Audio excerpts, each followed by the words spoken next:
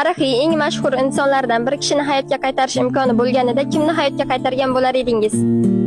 Albatta Islom Karimov. Xo'p, men o'zimni tashlasam mayli. Faqat oilamni taqdirini o'ylab yashasam bu ham mayli. Lekin orqamda kim turibdi? Million odamlar turibdi.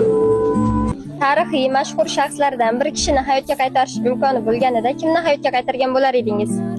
Amir Temurni qaytargan bo'lar. Amir Temurning buyuk imperiyasi dunyoning 4/3 qismiga hukmdorlik qilgan. 22 ta podshohni tiz cho'ktirib, 20 ta muhim harbiy janglarda g'alaba qozongan.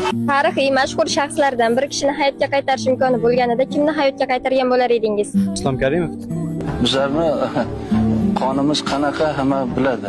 Qiziqqon deydi bizlarni. Bizlarni agar bittasi tegib qo'ysa agar, ertaga bizlar yonib ketsa agar, bizlarni yana o'z qolibimizga tushirish bu oson ish emas.